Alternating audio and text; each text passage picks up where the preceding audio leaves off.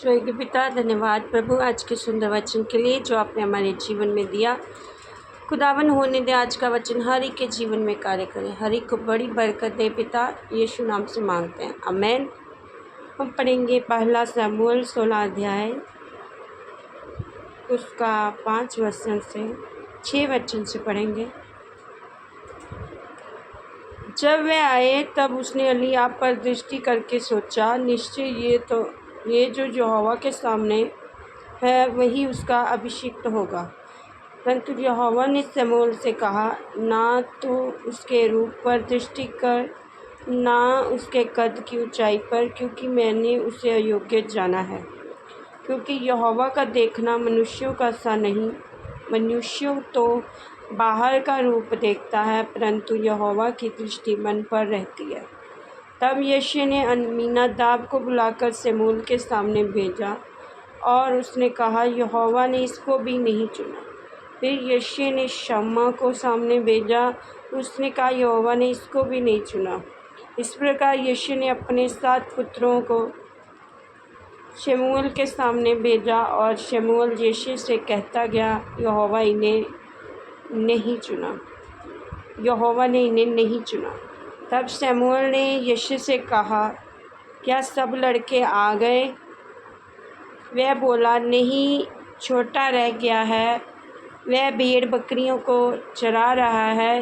शमूएल ने यिशै से कहा, उसे बुलवा भेज, क्योंकि जब तक वे यहाँ ना आए तब तक हम खाने को ना बैठेंगे। तब वह उसे बुलाकर भीतर ले गया। उसके तो लाली झलकती थी और उसकी आंखें सुंदर और उसका शरीर सुडौल था। तब यहोवा ने कहा, उठकर इसका अभिषेक कर, यही है। तब शमूएल ने अपना तेल का सिंग लेकर उसके भाइयों के मध्य उसका अभिषेक किया और उस दिन से लेकर भविष्य को यहोवा का आत्मा दाऊद पर बल से उतरा रहा। तब शमूएल उठकर रामा को चला गया। हालेलुया। आज हम इस स्टोरी से सीखते हैं कि अगर इंसान जो परमेश्वर में चलता है, वो परमेश्वर के साथ आज्ञाकारी में है, लॉयल्टी में है, परमेश्वर की आवाज़ को सुनने वाला है, हर वो काम करता है जो परमेश्वर कहता है और परमेश्वर को पहल देने वाला बंदा है। और परमेश्वर वो चाहे कितना भी पीछे हो, उसके रिश्तेदारों ने उसे छोड़ दिया हो, चाहे वो जॉबलेस हो, चाहे कुछ भी परिस्थिति में पड़ा हो, परमेश्वर उसको आगे लेकर आएंगे। हालेलुया। दाऊद परमेश्वर के साथ लॉयल था और परमेश्वर से सबसे ज़्यादा वो प्यार करता था और जो परमेश्वर कहता था वही करता था। इसलिए परमेश्वर का जो अभिषेक है वो दाऊद पर हुआ। आज अगर आप लोग चाहते हैं कि आपकी प्रार्थना का उत्तर परमेश्वर दे, हर वो आशीष जो आपके लिए रखी है आप तक पहुँचे, उसके लिए आपको परमेश्वर के साथ लॉयल होना पड़ेगा। तो आपकी आशीष चलकर आपके पास आएगी। हालेलुया।